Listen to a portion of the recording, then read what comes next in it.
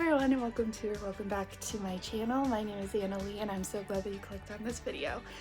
So today is the first day of March, which means it is time to do my first bi-monthly wrap-up of the year, which is crazy. I cannot believe that we've already had 2 months of 2026 already. We're now in month 3. That's insane. I swear every year goes by faster. But anyways, I have 10 books that I'm going to be talking about today. I read 5 books in January and then 5 books in February, which I'm super duper excited about. Normally I only read 4 books in February. That's kind of been my record the last couple of years. So I was able to accomplish 5 this year. So very excited. I don't have the physical copy of every single book. There's a couple of books that I will have to show in digital form because I do not have the physical copy of it, like I just said. But yeah, let's just go ahead and get started. So the first book that I finished this year was The Frozen River by Ariel Lawhon. So this was actually my December book club pick of the year, but I got kind of busy and I had personal stuff happen in my life, especially on New Year's Eve. I had something come up and then I couldn't finish it, and so didn't end up finishing this until a couple of days into the new year, but that's okay because life happens.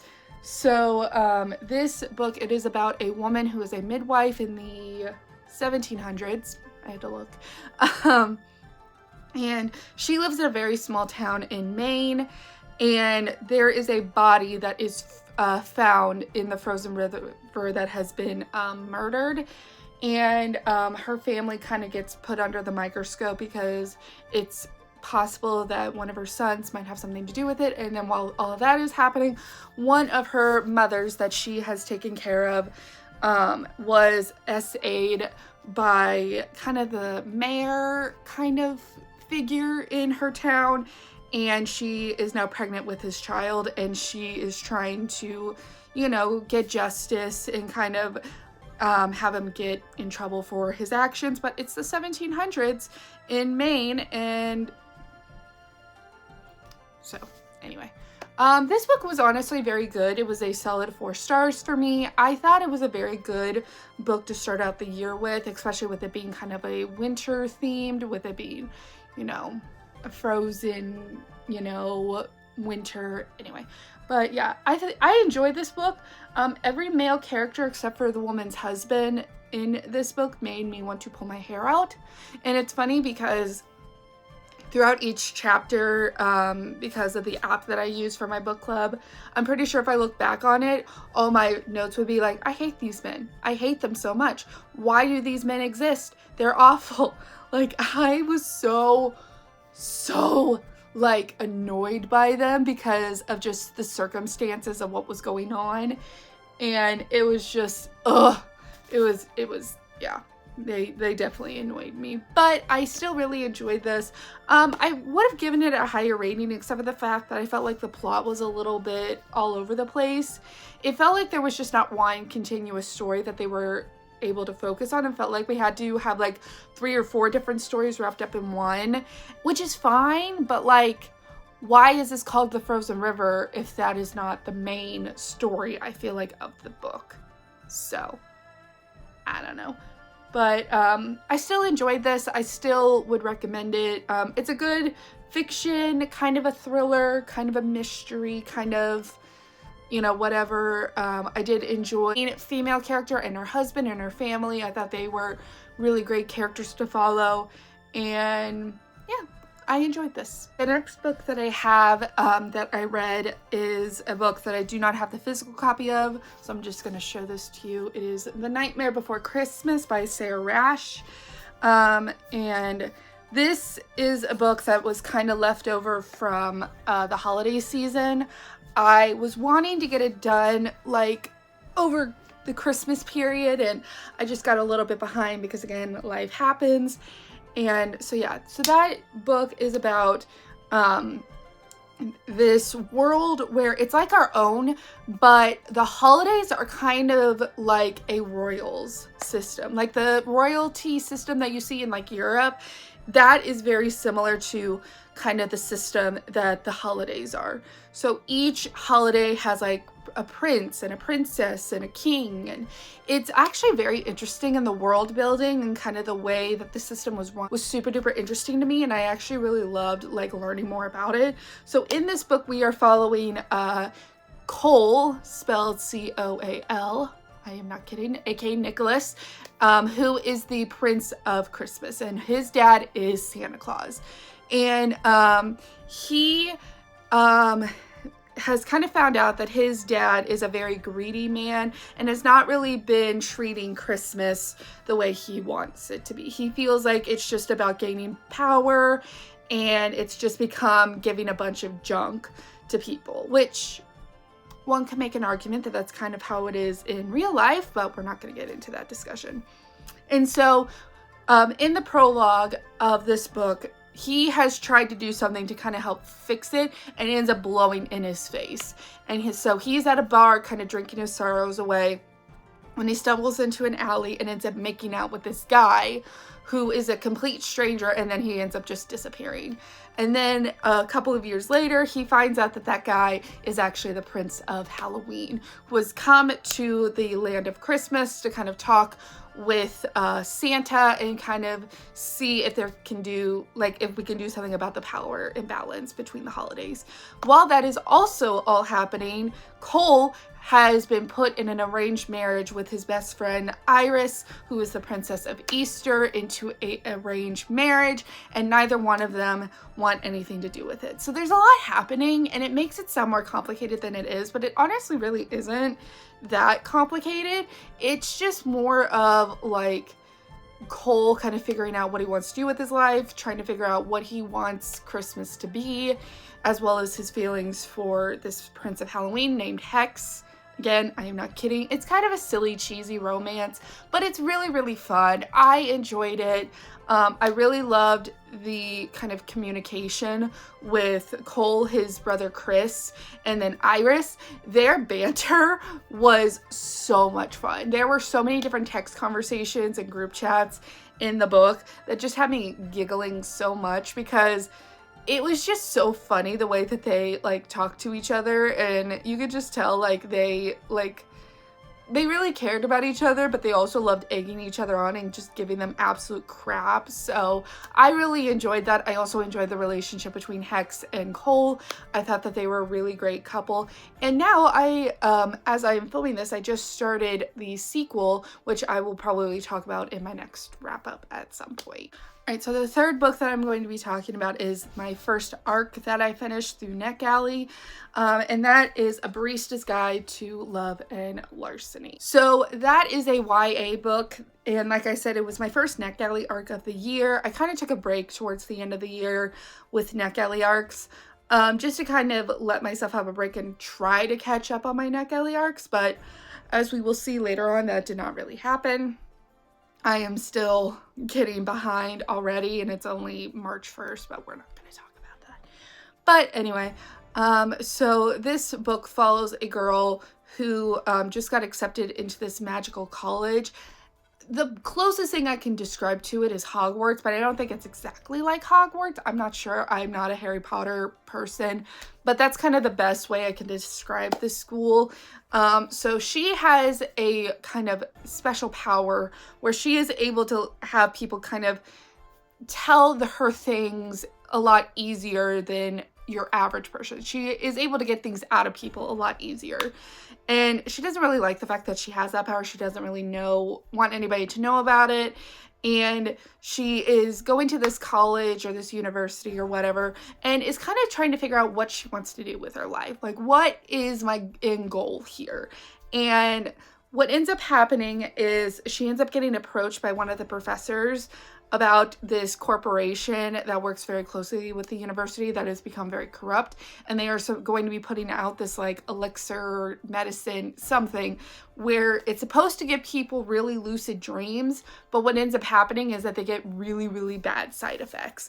And so the professor has recruited this girl as well as a whole gang of students to kind of bring this corporation down. And while all of that is happening, She works at a cafe as a barista and ends up kind of falling for one of the customers.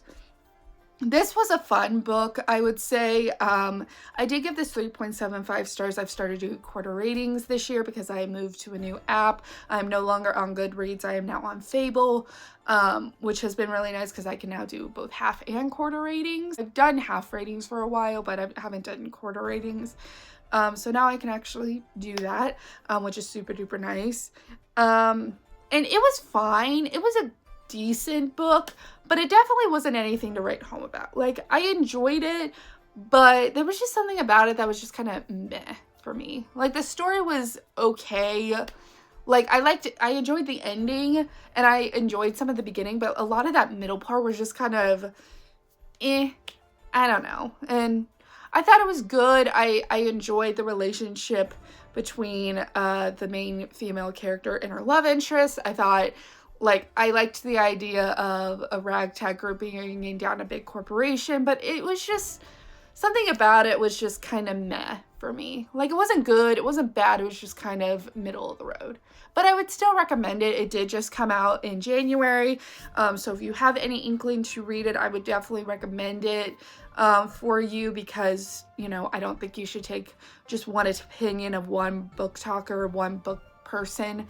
You know, give your own opinion, read the book yourself, and kind of form your own thoughts, but just know it wasn't my all-time favorite book. Next up is my January book club pick of the month, and this was actually a book that I got done on time, and that is Rock, Paper, Scissors by Alice Feeney. This is my first Alice Feeney book, and I don't think it'll be my last. I actually really enjoyed this book. I think I gave this 4.25 stars. If you were wondering. So this book is about this couple who's kind of dealing with some bumps in their relationship. They've kind of hit a rough patch. And so this woman ends up getting this, wins this weekend trip to this very secluded church turned B&B type of place in the middle of nowhere. And from the very get-go, you know, something is not right. Something is off. There's something weird going on, and you just can't put your finger on why. Like, it's a paranormal? Is it not? Is somebody stalking them? What is going on here? While that is all happening, you're also getting these letters written by the wife of the husband on each anniversary of their wedding. And it's kind of telling you as the reader kind of the highlights of that year and what kind of happened, you know, throughout their relationship and kind of what led them to this point. So yeah, I really enjoyed this. I thought this was a really great thriller. I would totally recommend it to people. You know, thrillers, there's a reason why I don't read too many of them, because I feel like they could all kind of end up being the same. But this one, you know, have I seen kind of this formula before? Yes. But I still really enjoyed it. It kept my attention. I really enjoyed the ending, like the plot twist. Did not see coming, and I felt kind of stupid afterwards. I was like, how did I not think it? How did that not even register? Anyway, you know, I really enjoyed this. I thought it was fun. And if you are looking for a good thriller, and I would totally recommend this. And this was super great because when I decided to read this and finish this, we had a really bad snowstorm in my area and I was stuck inside for like 3 days because of the weather. And so I kind of was feeling the same way as like our main characters in this book. And it was really fun, kept my interest, and I would definitely recommend it to people for sure. And then the final book that I read in January was another ARC that I got through NetGalley, which I now have a physical copy of, and that is Until the Clock Strikes Midnight by Alicia Dow. So this book, like I said, I originally got through NetGalley, and it's another YA book, and I really, really enjoyed this. So it's about this fairy named Darling, and she has become kind of like the closest thing I can describe it to. They don't call her this, but it's kind of like being a fairy godmother. And in this world, every human like you and me gets this kind of future kind of set upon them. They either have an ordinary ever after, a happily ever after, an unhappily ever after, and then there's one more that's like even worse than unhappily ever after. I can't remember what it's called off the top of my head, but like that's kind of like how it goes. So she has been assigned to this woman and she wants to give her a happily ever after. She believes everybody deserves love and happiness. And all of a sudden she gets to this girl and is starting to do her work on her when this guy shows up, and I can't remember what he's called.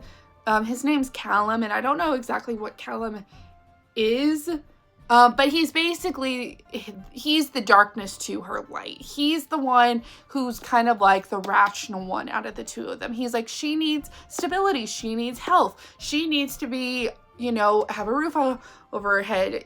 She doesn't need to be worrying herself over like things like love, because love can be very, heartbreaking and bad things can happen from it.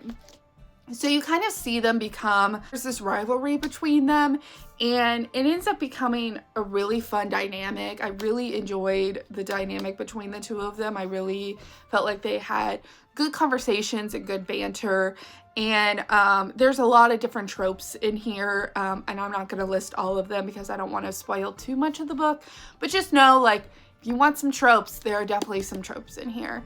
And I really loved this. The ending was so cute. Oh my god, I loved the ending. So yeah, I gave this 4.5 stars. I thought that this was a very good YA romantasy.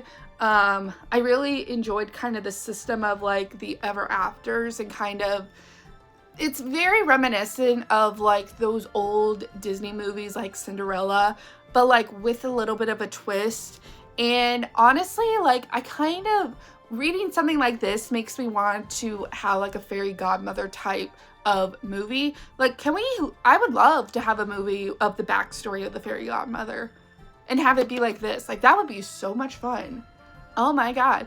But anyway, I enjoyed this. I thought it was cute, and I would totally recommend it. If you are wanting something that has some kind of fairy godmother type of, system, if you like magic, if you like helping people grow, if you like kind of the conversations of like having a happily ever after filled with love and happiness, an ordinary ever after with like stability and health and all that kind of stuff, and those types of conversations and which one should you strive for, I really enjoyed this. All right, now we are moving into February, and I'm not gonna lie, I got in a really bad slump at the beginning of February. And I did not think I was going to read that many books in February. And I ended up getting 5 books read, which is honestly pretty amazing, because I definitely did not think I was going to be able to do that. So the first book that I finally finished in February, which was like halfway through February, is The Shattered King by Charlie N. Holmberg. So by accident, I ended up requesting the sequel to that book, The Half-Hearted Queen, on NetGalley, and I got approved for it. And then after I got approved for it, I was like, oh shoot, it's book 2. I need to read book 1. So that is book 1, and basically it's about this girl who is a healer, and she pretty much, gets, taken to this kingdom with this prince who has a lot of different chronic illnesses. He's been bedridden pretty much his entire life, and for like those 20 years that he's been living on this earth, healer and doctors have come to him and have tried to fix him, but nobody has been able to. So she gets taken and is told, hey, can you heal my son, by the queen? And she looks, and she's able to do this thing where she's able to look into somebody's Loomis, which that was such a very fun and interesting part of the story, because basically a Loomis is kind of like how everybody's mind kind of handles like being healed and like their illnesses, and everybody's is structured in a different way. And I really loved whenever she was able to go into people's Loomis, like their minds, and kind of see how each one was different. you know, it was kind of like the Inside Out kind of system, but like everybody's was very different from one another. But like, again, that's the closest thing I can describe it to, is like that kind of system. And you know, and she goes into this Princess Loomis, and it is completely broken. It is completely shattered. And, you know, like, she doesn't even know where to start. So what ends up happening is she's able to heal, like, his big toe or something like that. And so the queen is like, oh, we've now appointed you the healer of this, of, you know, my son. So this is what you're going to do now. So completely involuntarily or involuntarily, I don't know English. I do, but not anyway. She ends up becoming this guy's healer, and is treated absolutely horribly at first. You know, worse than an animal pretty much. But over time things get better, and she gets to know kind of not only the Princess Loomis, but also the prince himself. And seeing the growth of the Prince Ren in particular was really, really interesting, because he starts off very closed off, very defensive, very kind of rude, you know, kind of cocky because he's a prince. But over time, it becomes a very genuine relationship between the two of them. And it's really crazy to kind of see them kind of become better versions of themselves through each other. And I really enjoyed the relationship between both of them. And you know, and I'm really excited to kind of see where the sequel ends up going. I'm currently reading it right now. I've only gotten a couple of chapters in, but I do have it. I'm currently reading it right now. And it'll be very interesting because there's a lot of stuff happening in the background between like two kingdoms, like, and the way that the first book leaves off, like, I'm very curious to see what ends up happening. But yeah, I really enjoyed this book. I thought it was a really good book. I think I gave it 4.5 stars. It really surprised me how much I enjoyed it. You know, I wasn't really going in with really big expectations, because I don't usually do with NetGalley arcs, because I don't usually know what I'm getting myself into. So for me to be able to go in with like hardly any expectations at all and be so blown away by the writing and the romance and the relationships and the plot and the characters, it was honestly really, really nice. And I enjoyed it a lot. And I'm very excited, like I said, to read the sequel and finish it and see where things go, because there are a lot of ways that things could go in that world, and very curious to see what ends up happening. All right, the second book that I finished, which is honestly kind of the reason why it kind of took me a while to finish a book in February, and that is Mortal Follies by Alexis Hall. This took me almost 2 months to finish. I started reading this at the very beginning of January, and I was so excited to read this book. I was very excited, and it was okay. It was fine. Like, honestly, the more I think about it, like, the worse I feel about it, which really sucks. I hate whenever I have negative feelings about a book. But the thing is that although I enjoyed the characters in this book, the plot was just meh. It was very slow. It was very boring. It felt like the momentum kind of got taken out about halfway through. Like, we were getting somewhere, and then it just kind of like the momentum just kind of dissipates. I don't know. And like I said, I didn't absolutely hate it, but at the same time, I'm also like, why are we here? Why are we here? What is the point of all this? And where are we going? Like, for what, basically, is how I started feeling. So I should probably tell you what this book is about. So it's about this girl named May, or Miss Mitchellmore, and she has been cursed by somebody through the fairies and the kind of spirits in her world to kind of just have really bad luck. And so with the help of her cousin and her best friend, Miss Bickle, who was one of my favorite characters in the book, she ends up kind of wanting to figure out, like, who did this to her, why is this happening to her, and all that. And while this is all happening, she ends up meeting this kind of very interesting kind of mysterious woman by the name of Georgiana, who's a dupe and kind of has a very checkered past because she kind of has the reputation in her town that she killed her whole family to get power. So it's not only about Miss Mitchellmore like dealing with all of this stuff going on in her life, but also kind of wanting to know about Georgiana and wanting to kind of have a relationship with her and go from there. So yeah, and the narrator in this book was honestly super duper fun. It was kind of like a spirit, and I loved it. It reminded me a lot of the narration from Plain Bad Heroines, which is a book that I read last year, where the character, like where you are a much more involved person. Like the narrator was talking directly at you and, you know, was its own character in and of itself and had its own personality, and I really enjoyed that. So the narrator and Miss Bickle, who is one of those stupidly endearing characters where you kind of just look at them and you're like, what are you talking about? One of those people. Those were definitely my two favorites, and I did enjoy Miss Mitchellmore. She was kind of bland, I'm not gonna lie. She was a little bit more on the bland side, but she was fine. But yeah. The second book, which is a interconnected standalone, I think is about her cousin. So I plan on picking that up at some point in the future. Yeah. So this was fine, but it definitely didn't meet my expectations. So I ended up doing something kind of crazy. So I had one of the main reasons why I got so behind was because I thought I wasn't going to be able to read this as an arc. Because that's actually what I originally got it through, was through a NetGalley arc.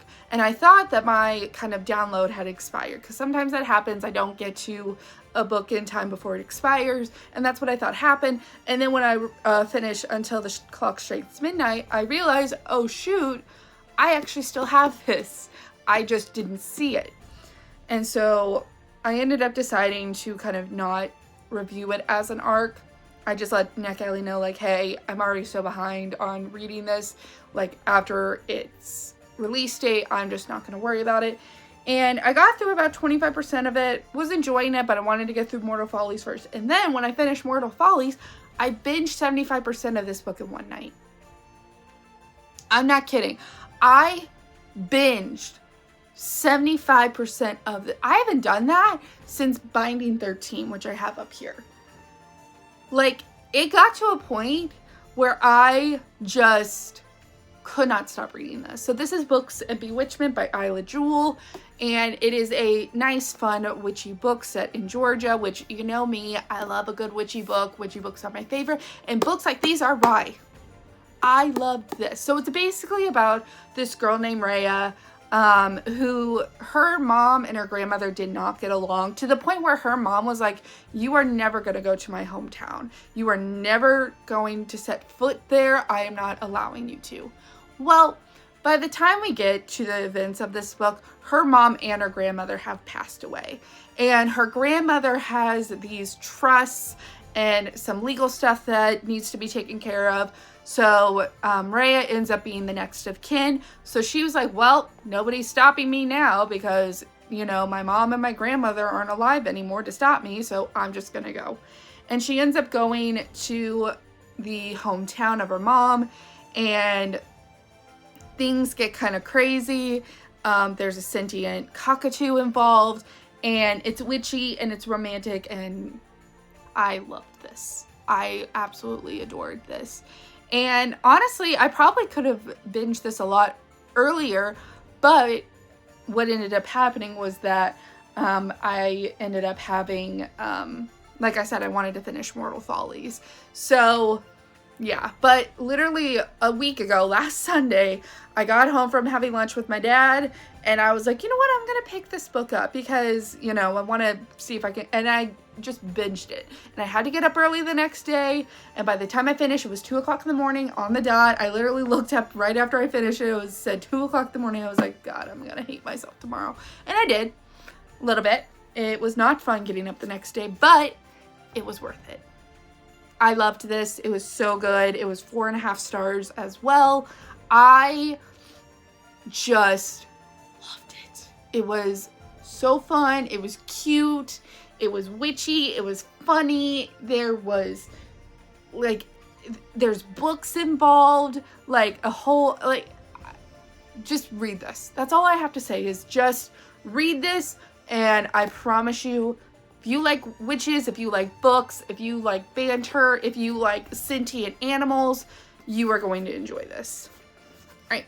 And then after I finished that, I was like, well, let's get my current arc that I need to finish read. And good God, did it blow me away. And that is The Sun and the Star Maker by Rachel Griffin. So Rachel Griffin is a book, or is an author that I've read her books before. I've actually read all of her books now, and this is my second 5-star read from her. Yeah, spoiler alert, I loved this. This ended up being a 5-star read for me, and I was so in love. Like, first of all, this book itself is gorgeous. Like, it is a gorgeous book just in and of itself, but the story inside of it was just amazing. And this is actually kind of a different genre for Rachel Griffin, because she's normally, like, all of her books up until this point have been about witches, which is one of the main reasons why I really loved her as an author up until this point. But she decided to kind of go a little bit, you know, away from that. And so this book is actually about a town that is so far up north that it doesn't get any sun, kind of like in like the like North Pole, like Alaska area, where there's some parts of the year where they get no sun at all, and then there's parts where they only get sun, kind of like that. And you know, at the beginning of this book, you hear about a story about the sun coming down as a person, falling in love with a human, and making that person a star maker, which is basically a person who's able to give light to the town through the power of the sun. And we end up meeting Aurora, who finds out that she is the next star maker, and you know, she is now getting trained by the current star maker. And he and her don't really get along at first, because she is very much like, what do you mean I'm going to be the next star maker? Because part of being a star maker is you live for a very long time, and, you know, you kind of become just your role. And she isn't very happy about that, because she's like, well, first of all, I don't like the idea of living, you know, so long, because I have a family, if you get what I'm putting down, like, anyway. But also, like, I did not consent to be a part of this. Like, this was not a decision that I made. Like, I'm now being forced to do this. And the star maker is kind of like, well, you don't really have a choice. So it's a lot of back and forth between them, but then they get to know each other, and she kind of gets to know more about being the star maker. And I just had so much fun with this book. I loved this so much. And I learned over the course of this book that if there is a tragic love story in a book, I'm gonna love it. And I'm probably gonna give it 5 stars, because if you guys remembered, what was my top favorite book last year? The House at the River's Edge by Rachel Burton, which is what? A tragic love story. So, of course I loved this. And then you add the fantastical elements in it, and it becomes even better. And I just can't say anything more than just get this book. I love Rachel Griffin. I would love for there to be any type of sequel or interconnected standalone in this world. I just need more of this world. I just need more books set in this world. Please. I need it. I need it. Last but not least, for my books, I have my February book club pick for the month, which I finished literally at the very last minute, because I finished this late last night, and that is The Perfect Marriage by Geneva Rose. This was my first Geneva Rose book that I have read, and I definitely like Geneva Rose. I think I am very interested in her other books, but when I say I wanted to punch every character in this face in this book, I am not kidding. I'm not kidding. Let me start over. Okay, so this book is about this couple, and the male in this couple is cheating. And I'm not spoiling that because if you look, it says his mistress is dead. So I'm not spoiling when I say that he's a cheater. And like the title, like the cover says, yes, his mistress ends up dead, stabbed to death, murdered.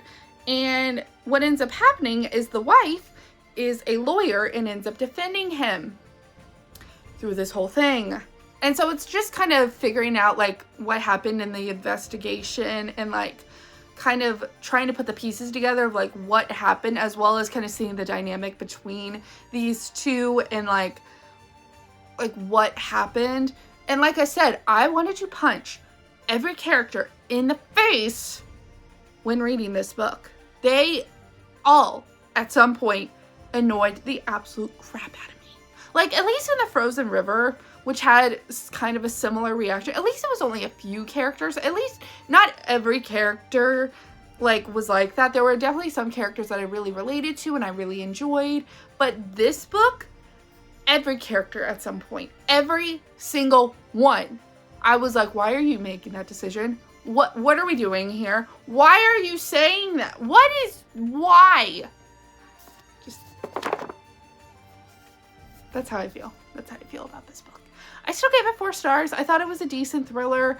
You know, could I very easily be talked to knocking this down a few points? Yep. But it was good. It was fine. I kind of saw the ending coming a little bit, but it was fine. But again, every character just needed a good... So that concludes my first bi-monthly wrap-up for the year. I hope you guys enjoyed this. Like I said, I cannot believe that it is already March. It is crazy to me that we're already at this point. But anyways, I hope you guys enjoyed this video, and I hope you guys check out all the other videos on my channel. Be sure to like, comment, and subscribe, and I will see you guys in the next video. And I hope you guys have a really good springtime, because it is almost spring. Winter is almost over, thank goodness. I definitely prefer being cold over being hot. Being hot makes me grumpy. I'm not looking forward to summer at all, but when you're in the trenches of like super cold, like bitter cold weather, a nice day is always, you know, it is very welcomed. But anyways, guys, I'm gonna go ahead and go. I will see you guys in my next video, and yeah, goodbye.